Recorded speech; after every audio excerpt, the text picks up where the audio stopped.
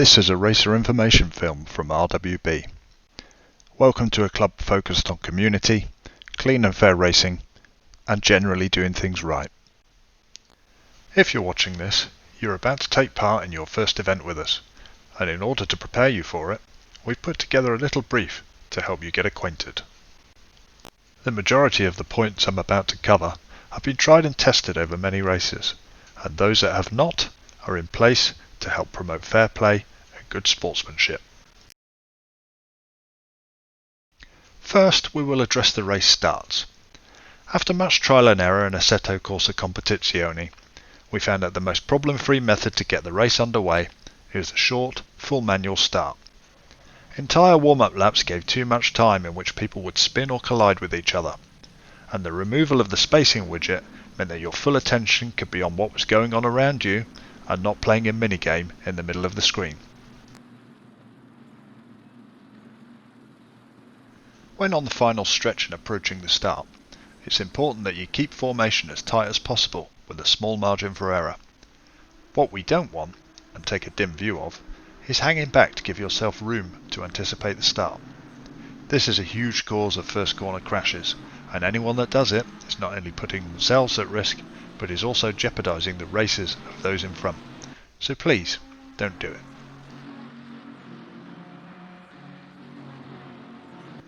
Next, we turn our attention to the first corners. As experienced racers, I'm sure you are all aware that the biggest margin of risk in a race occurs at the very beginning. This is why we strongly urge you to stay in lane. What this means is, if you arrive at a corner alongside another car, you do not cut or extend to the apex or outer curb, thereby ensuring that you do not collide with anyone alongside you and give racing room where needed. We strongly suggest that you exercise this method for much of the first lap, or at least until you are confident that you have a good gap to the cars in front and behind. Hopefully by this point you will all be safely underway and can concentrate on settling into your rhythm.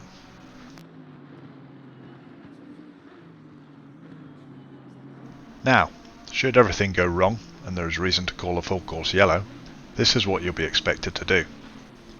Decrease your speed gradually down to 60 miles per hour or 100 kilometers per hour. Pull to the right hand side of the track. Those who have damage will be permitted to pass on the left and make their way back to the pits for repair. Once those who are going for repairs have done so and the track is clear, a race director will inform you when this is the case, you will form up into a grid formation once again and perform a rolling start at the beginning of the next lap. All those that have gone to the pits for repair will rejoin the race at the back of the grid once the main pack have passed the pits. Moving on, we'll cover a couple of things that you need to avoid doing so that you don't end up in hot water, or just outright annoying people. The first of which is flashing your lights.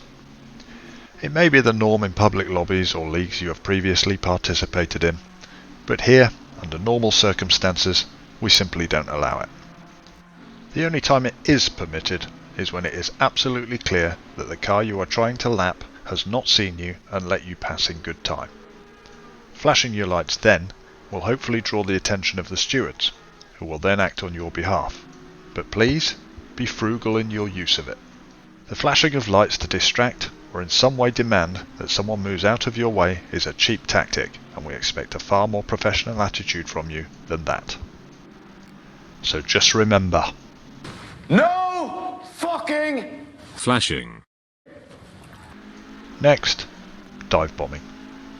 This is something that RWB is particularly fickle about, and you may have raced under different rules elsewhere. So let's clear up any doubt or confusion here and now to help us maintain the ethos of fair play and good sportsmanship that RWB represents. If you are not beside another car by the time it is committed to a corner and is turning in, and you squeeze your car in just before the apex, then that is a dive bomb, and the driver doing it is at fault.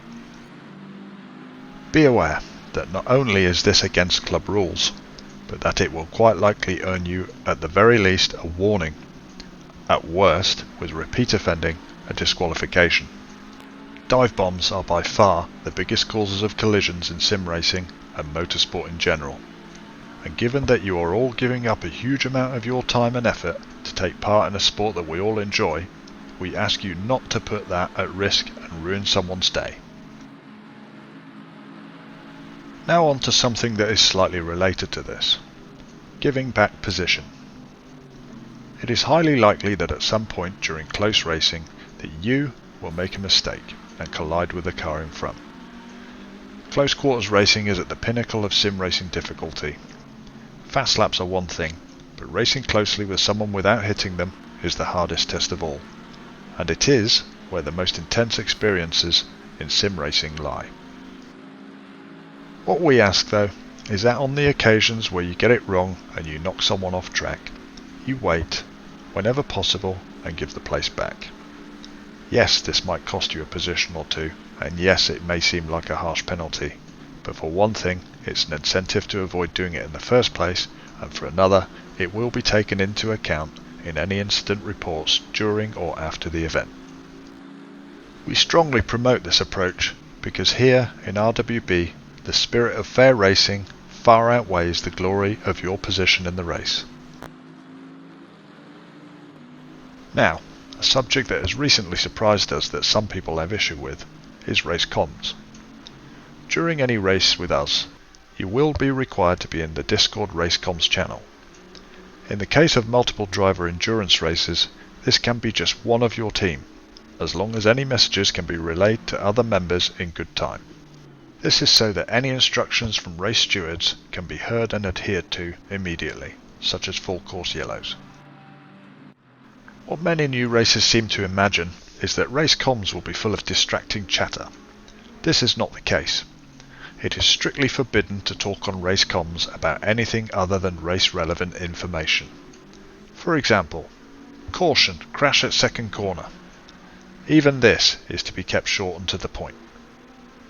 Now we're aware that Discord may be your main form of communication with your teammates, but there are other methods you can employ. One is Steam voice chat, although the quality of this can deteriorate while racing.